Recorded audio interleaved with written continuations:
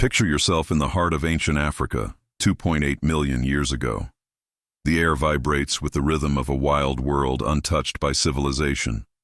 The earth smells of dust and life, and the horizon burns under an unforgiving sun.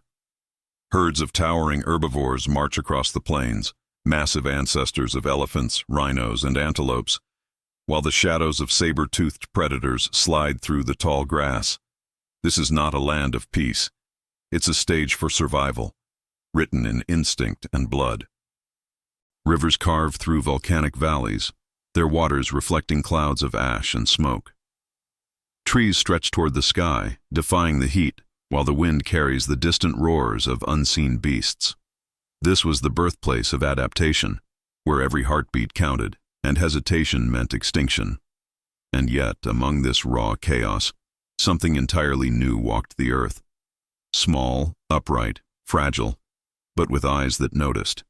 This was Australopithecus afarensis, a creature that had begun to question. Their hands weren't just for grasping, they were for creating. Their gaze lingered not only on predators, but on possibility. Scattered bones lay across the savanna, remnants of lives devoured and forgotten.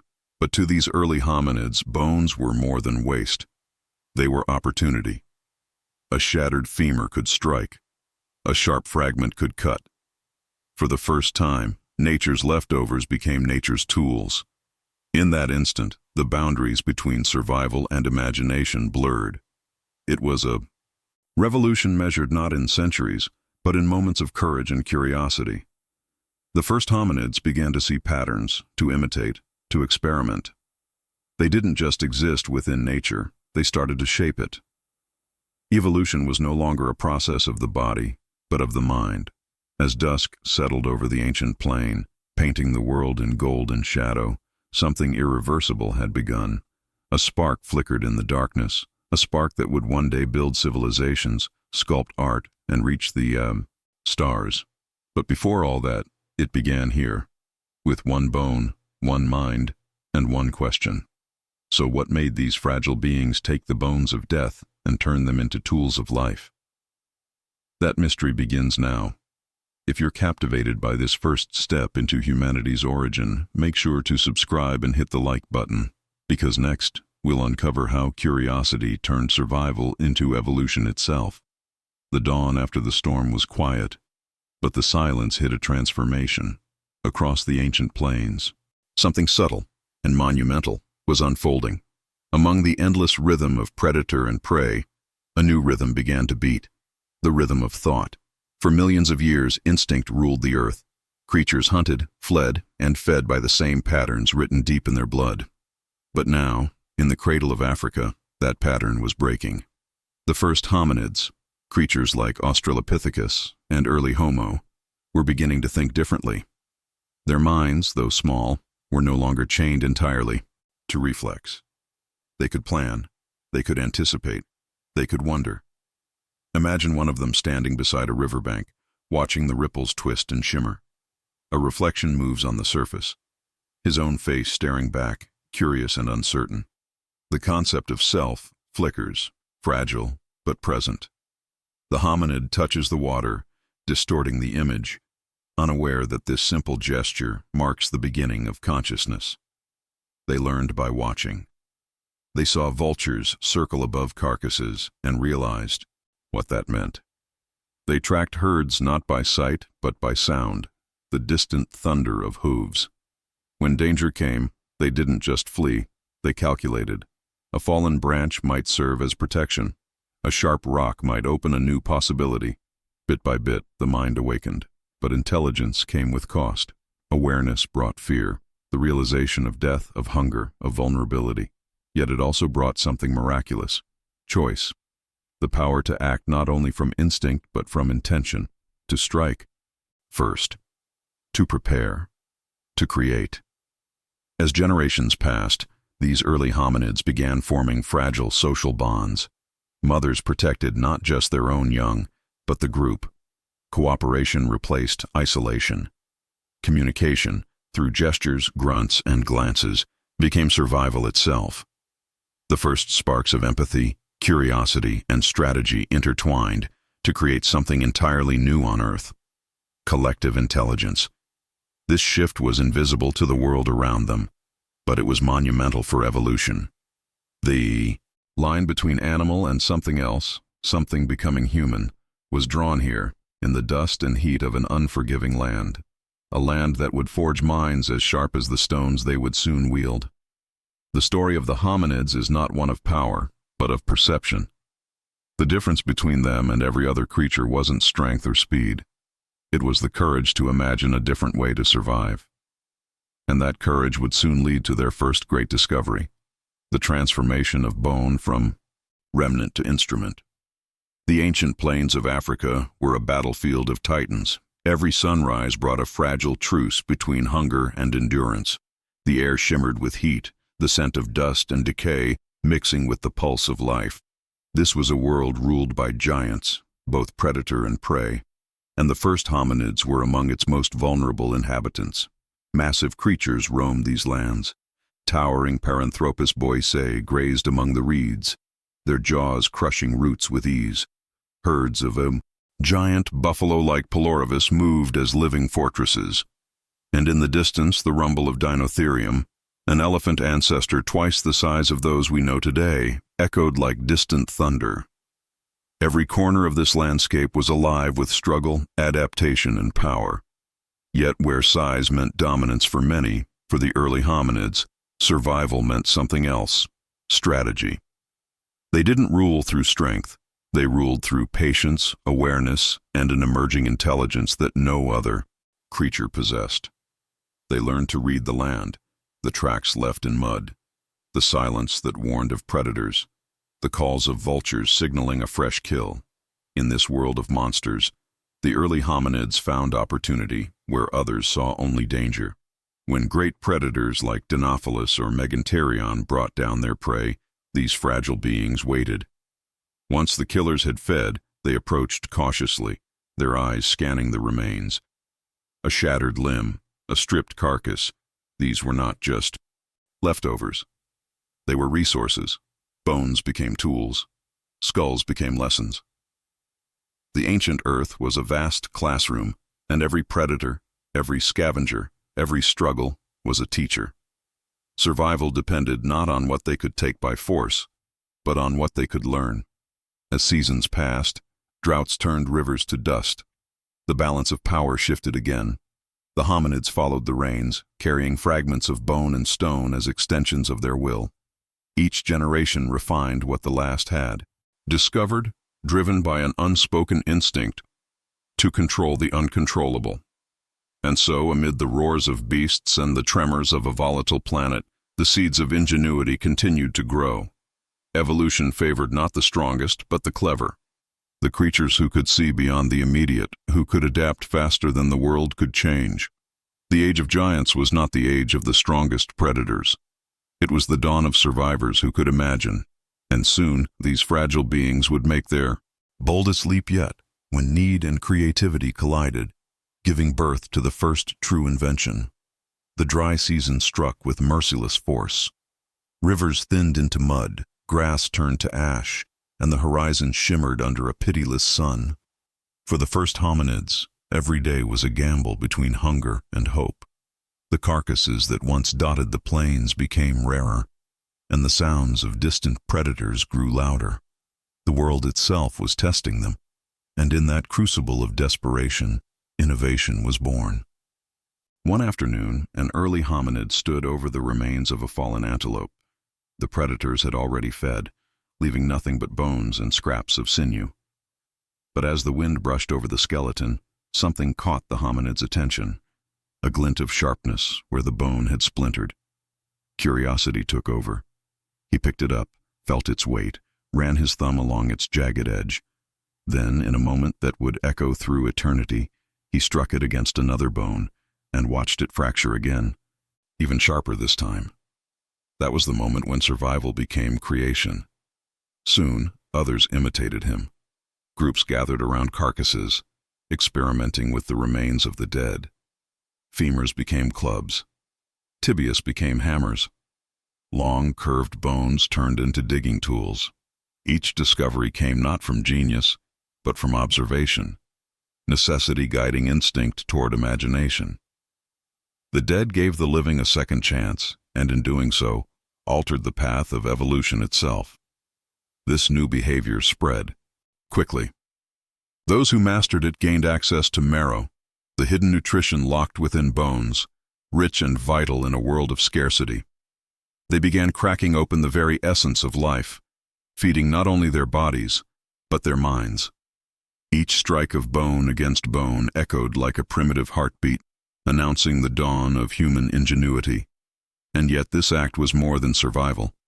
It was symbolic.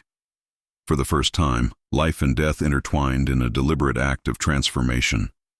The tools they crafted were extensions of their thoughts, a bridge between what they needed and what they could imagine. The hominid hand, once limited to grasping branches or food, became an instrument of purpose. The line between tool and thought blurred forever. Around the firelight of evening, these early beings shared their discoveries through gesture and sound. The spark of communication deepened. The world had changed, and so had they. From this point on, progress would no longer belong to the strongest jaw or the fastest limb, but to the most curious mind. Bones were no longer just relics of the dead. They had become keys to the future. What do you think this moment meant for our ancestors? Was it instinct, or the first flicker of true intelligence? Share your thoughts in the comments. How do you see the line between survival and invention? The first time a bone struck stone, the sound was unlike anything the world had heard. A crisp, hollow crack that marked the beginning of our technology. Over generations, that sound became the rhythm of survival. What started as accident slowly evolved into art. On the plains of Africa, early hominids refined their craft. They learned that certain bones fractured more cleanly than others, and that some stones, flint, quartz, obsidian, held an edge sharper than any claw. With patience and repetition, they began to shape, to improve, to control. Their tools were crude but purposeful. A splintered fragment for scraping flesh, a blunt one for crushing nuts, a sharpened shard for cutting through sinew. These were not just random strikes of desperation anymore. They were deliberate acts of design.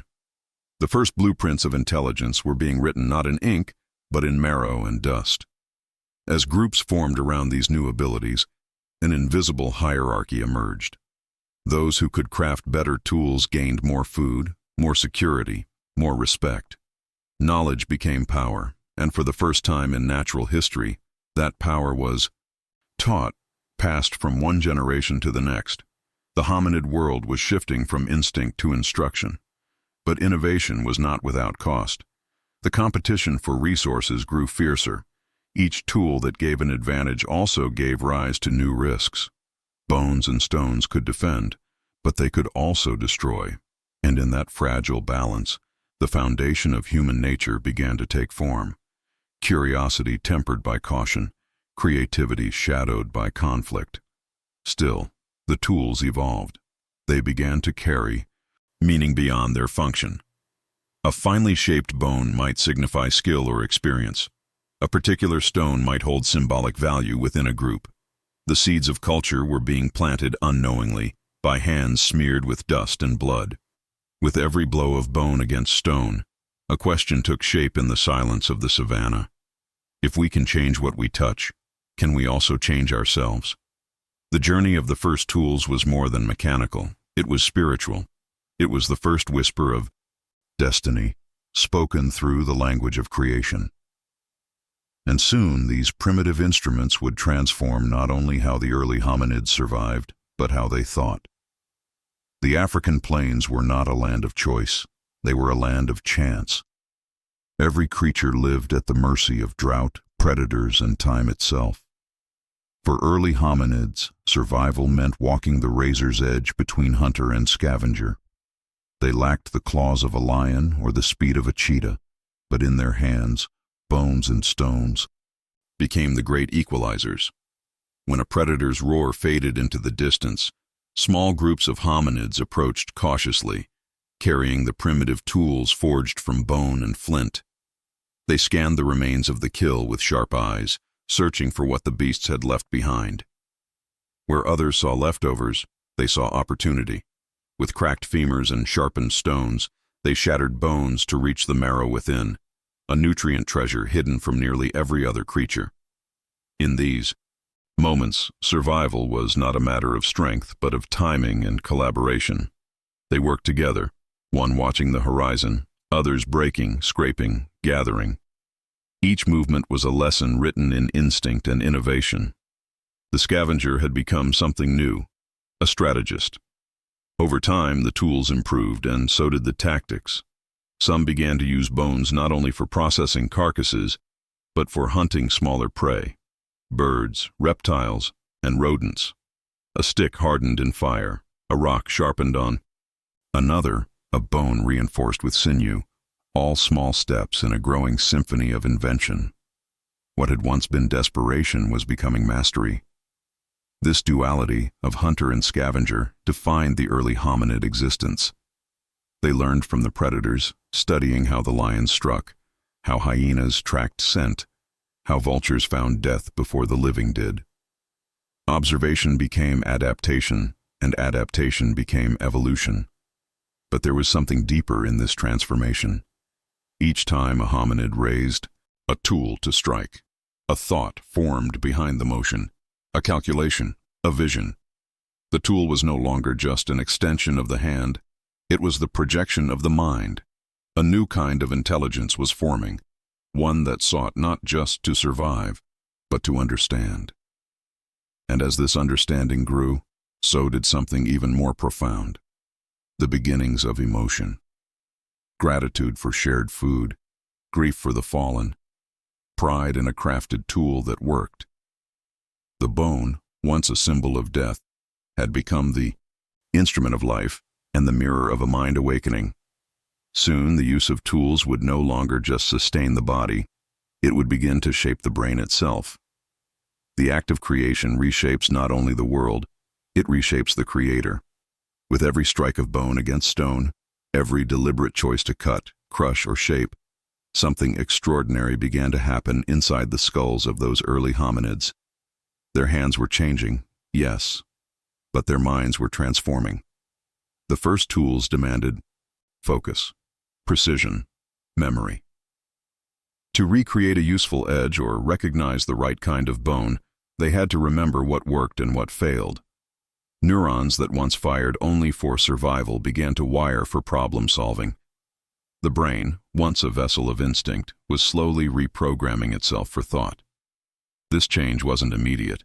It unfolded across generations, invisible yet unstoppable. Infants born into groups that crafted tools grew up watching, mimicking, experimenting. Their neural pathways strengthened through repetition. Observation turned to imitation. Imitation turned to innovation. Evolution had discovered a new engine, culture. The very structure of the brain began to adapt. Areas responsible for coordination, planning, and social behavior expanded. Hands that once grasped branches now manipulated the future.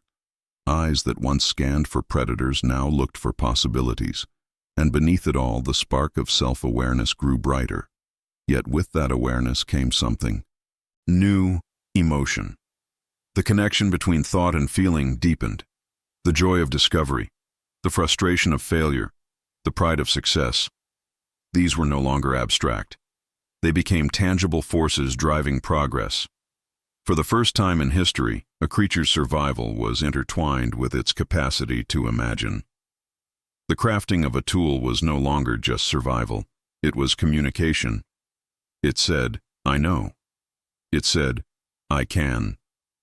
It connected generations through unspoken memory. The brain evolved not just to make tools, but to teach them, to preserve the knowledge that ensured life could continue. And in that knowledge, something ancient and human took root: curiosity. The endless hunger, not just to live, but to understand. That hunger would one day give rise to fire, language, and art. But its first flicker began here, with bones, stones, and the awakening of the mind behind them. Do you think intelligence was born from necessity or from curiosity itself? Share your thoughts below. How do you see the moment when the human mind truly began? The world had changed, not through conquest, but through connection. As generations passed, the first hominids discovered that survival was no longer an individual task. The lone hunter vanished, replaced by the group, the tribe, the beginning of society. At dusk, small clusters gathered around the remnants of a fire. Shadows danced against the rocks, and in that flickering light, something remarkable unfolded. They began to communicate, not with words, yet but with sounds, gestures, and shared understanding. A nod to warn of danger, a call to signal food, a rhythm of stones struck together to gather attention. Meaning was being born from motion and noise. Every act of cooperation strengthened their bond. Together they hunted small prey, defended against predators, and shared food. The lessons learned by one became the survival of many. Over time, the social brain, the network that governed empathy, coordination, and trust, expanded. They didn't just live side by side, they relied on each other. In these small circles of light, the essence of humanity took shape. The act of sharing marrow or protecting a child from the night wasn't just instinct, it was compassion, an emotion that bridged generations. Cooperation became the invisible structure of their world. Where predators had fangs, they had each other. Slowly, gestures evolved into primitive forms of language. A hand motion for danger, a vocal rhythm for food. The sparks of communication grew into patterns, and with them, the first traces of teaching, planning, and storytelling emerged. When a hunt succeeded, they reenacted it with sound and movement. When the sky darkened with storms, they learned to read the signs together. Experience became narrative, and narrative became power. These early societies were fragile but profound.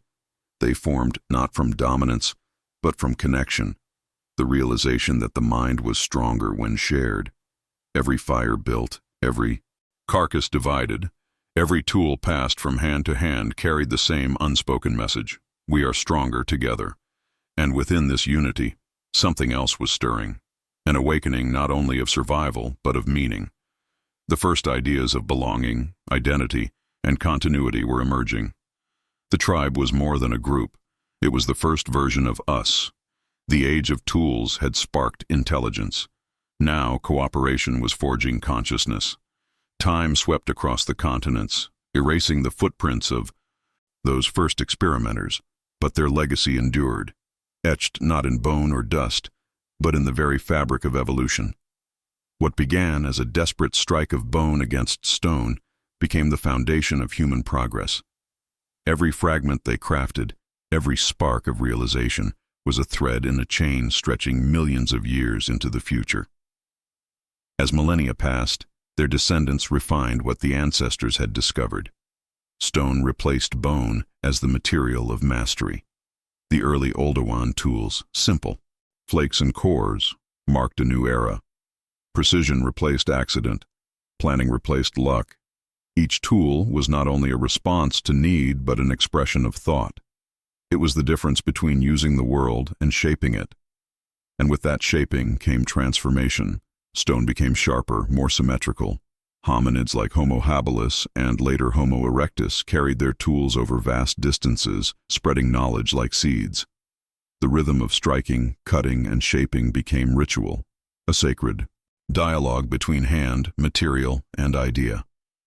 The tools evolved, and so did the minds that made them. Eventually, fire joined their arsenal, changing everything. What bones had started, control over death, over nature, fire completed. It gave warmth, safety, light, and the ability to cook. It altered diet, expanded energy, and sharpened the mind even further. From bone to stone, from stone to flame, each step was both survival and revolution. When metal finally entered the scene, millions of years later, it was not a new beginning, but the continuation of that same story. Copper, bronze, and iron were simply extensions of what had started with a broken bone on a sunburnt savanna. Each material told a chapter in the same narrative. the human desire to transform the world through understanding. The evolution of tools mirrors the evolution of humanity itself. Every edge carved, every surface polished, every fire kindled, spoke of curiosity turned to power. What began as a response to hunger became the root of art, architecture, and science. From bone shards to skyscrapers, the essence remained unchanged, the mind reaching beyond what the hand could touch. And though the names and faces of those first creators are lost to time, their echoes remain in every act of invention. The same impulse that drove them to strike a bone still drives us to build, explore, and question. The same spark of curiosity still burns. From bone to metal, from survival to imagination, the legacy of the first. Inventions never ended. It simply evolved. The sun rose over the ancient plains for the millionth time, but the world it illuminated was no longer the same.